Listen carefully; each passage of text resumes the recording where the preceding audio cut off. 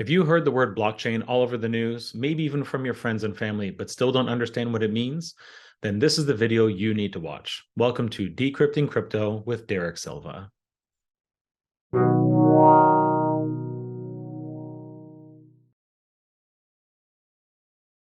In this episode of Decrypting Crypto, we will explain and show you why blockchain technology is important, what it is used for right now in the real world.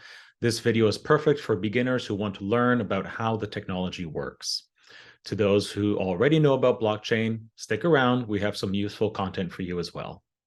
What is a blockchain? A blockchain is a distributed ledger. Blockchains create an immutable record of data that is shared with all the participants on a given network.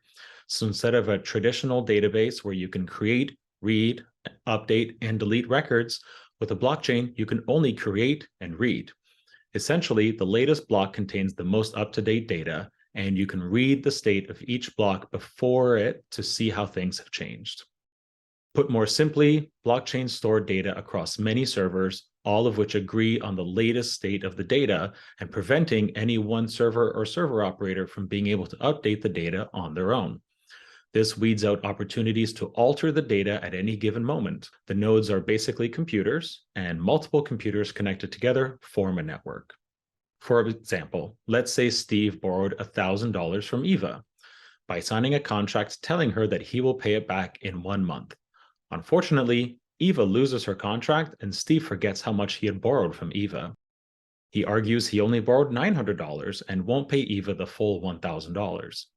Now, Eva is in a bind since she can't prove it due to the lack of any evidence. In another situation, Eva lent $1,000 each to Sarah and Murphy, but this time she learned her lesson and made 5 of her peers sign as witnesses. She also gives all of her peers a copy of the loan contract she has signed with Sarah and Murphy. A few months pass, and Murphy tried to pay Eva $100 less after learning about Eva losing all of her files. Luckily, her 5 peers can back Eva up with copies of the contract and can show Murphy he must pay the actual amount. In the same situation, Sarah is facing difficulties in her life and requested Eva to accept the payment in installments of $200 over the next 5 months.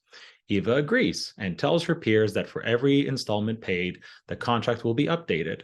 So over the next 5 months, Eva enters 5 different transactions into her contract along with the copies. Translating the same into technical terms, Eva and her peers can be called either peers or nodes. All of them together form a sort of a human blockchain network. The record of these transactions is called a ledger. A ledger may contain any kind of data. Distributing the same data among a network of peers in a technological manner is referred to as blockchain technology. Hopefully that clears things up for you. This creates a consensus mechanism where if a person wants to tamper with this information, they need to do it across a majority of their peers at the same time. While that's not impossible, it is incredibly difficult to accomplish and part of what makes blockchains so secure. The first implementation of blockchain technology ever introduced was the now famous Bitcoin by an anonymous person or group that called themselves Satoshi Nakamoto. Bitcoin enabled a unique payment system where 2 people can transfer Bitcoin to each other without a third party being involved and recording the transaction-related data permanently on the Bitcoin network. So, how do they work? A little bit more depth here. Blockchain strengths lie mainly in the way the information is stored on the network. All blockchains save the data in the form of blocks. A block is created in which the information is stored first and validated across the network before finalizing it. Once the block is finalized, a new one is generated to record the next bit of data to be processed and validated. Sometimes this is done in parallel with finalization happening a little bit later. The data stored within these blocks is immutable. The blocks are seriously stacked and linked with a unique identifier for each block.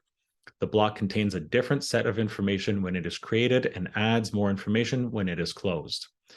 Although the exact structure and sizes of the blocks differ for different blockchains, there are commonalities that can be identified. The data in the block is converted using a cryptographic principle called a hash function that turns it into a unique string of characters that is identified as the block ID.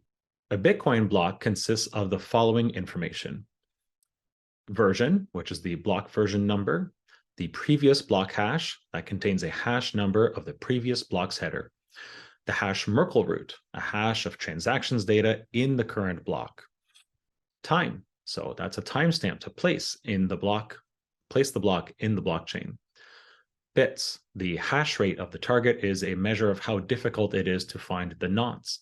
And the nonce is an encrypted number that a miner needs to solve to verify the block and close it.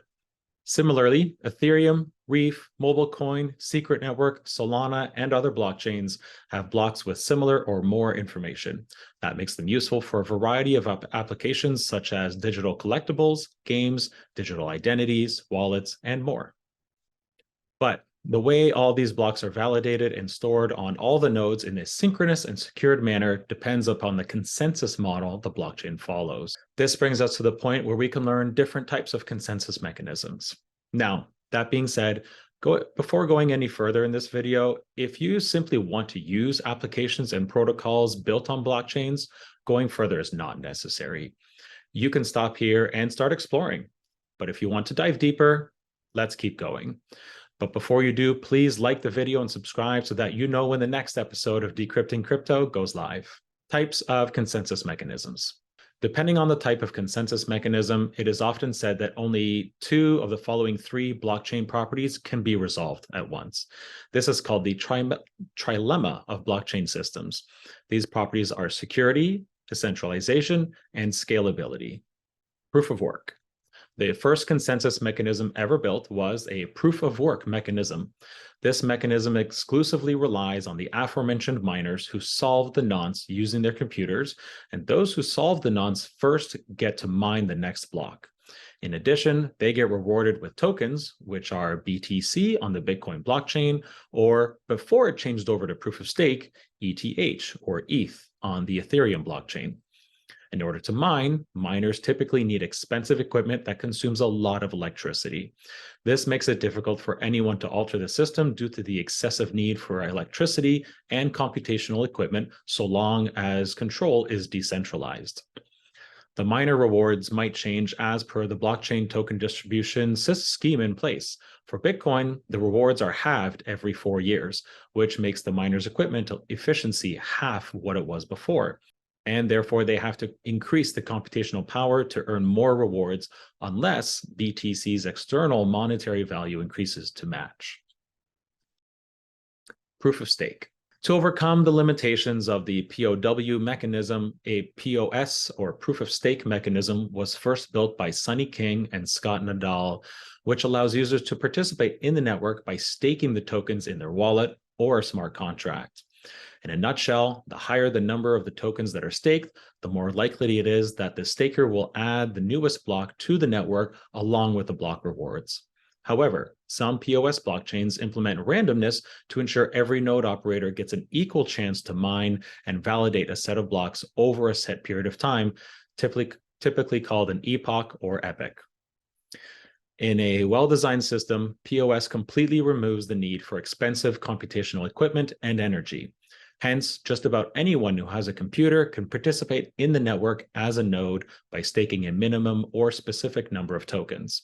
And the more tokens that are staked, the more secure the blockchain is, since it becomes harder to take control of more than half of the network. It is well known that Ethereum started with a POW mechanism, but is now fully merged into a POS consensus mechanism. To participate in the Ethereum network as a validator, you need to stake at least 32 ETH. When a set number of validators verifies a block, the block is finalized and closed. There are ways to stake with less ETH, but that will stay set aside for a separate video on liquid staking. The only major threat in a POS network is that an entity or a person who owns or is able to control more than 51% of the network validators will have the power to alter the blockchain information. This is highly unlikely to happen, since owning more than 50% of the validators can be a very expensive endeavor. Moreover, most POS blockchains have governance bodies that can vote to slash or burn the offender's stake and remove them from the network. That causes the attacker to lose their funds. So once again, it's doable, but highly expensive and potentially a losing battle anyway.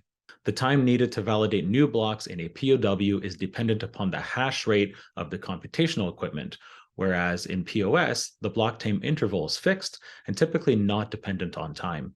However, this time interval can be adjusted through a software upgrade, and most of the validators adopting the upgrade. Delegated or nominated proof of stake. In an extended version of POS, where the staking of the tokens is a prerequisite to participate in the network, there is a more democratic governing system with validators and delegates as two actors who influence the validation. The validators are the users who are those staking in the network and running the hardware, whereas the delegates, sometimes called nominators, select their preferred validators who they think will do the best job keeping the blockchain running and secure. The validators are under continuous monitoring for malicious or suspicious activities. They can be expelled immediately through a voting system or lose their place as a validator if a sufficient number of delegates move their tokens to another validator. Since the number of validators required to validate in a DPoS or NPoS system is smaller, the transaction speed to confirm the block is typically faster than pure POW or POS systems. However, the DPoS mechanism comes with the risk of electing a poor validator by a collective group of delegates. And a delegate with a high stake has more votes counted, which gives them more power to lead the group and could negatively affect the network operations. Thankfully, I'm not aware of any situations where this has gone wrong, but if you do, feel free to leave it in the comments. Proof of history. Proof of history is a relatively young consensus mechanism that is being used by only one blockchain so far, that being Solana. The proof of history mechanism relies on the verifiable delay function, and that acts as an internal clock to verify that real time has passed in the process of generating an output, such as running a function. Other consensus mechanisms rely on the real-time clock that uses units of time, whereas POH uses the sequential outputs of hashed blockchain state and count. These functions eventually need to be verified in real time by the validators. The data is verified in slices, which are then ordered and encoded cryptographically in the network without having to re-verify them, but by sending a snapshot to all the validators.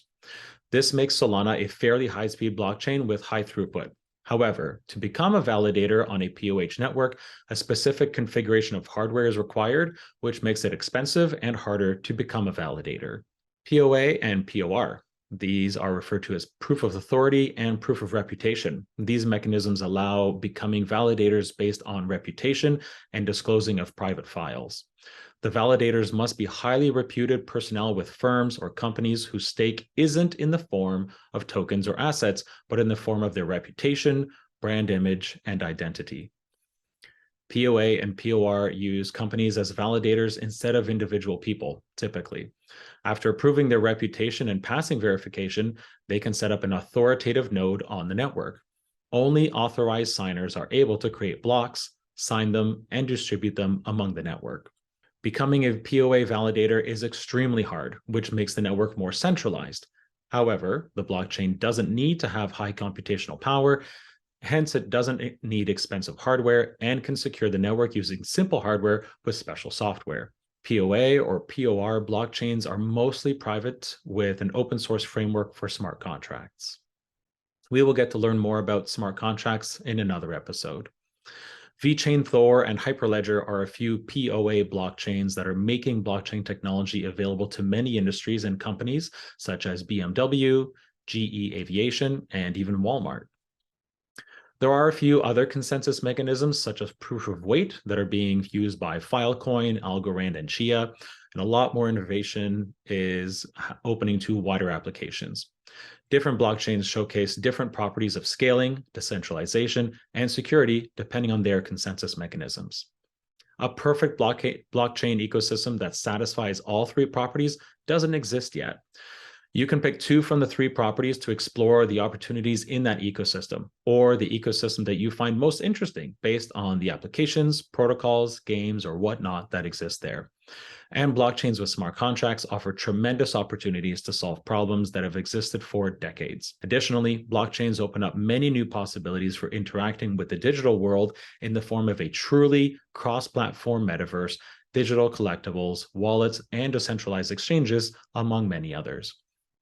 Are you getting anxious hearing all these new terms? Don't worry. We will cover all of these topics in our upcoming episodes, along with tutorials on how to use a variety of wallets and applications. See you next time.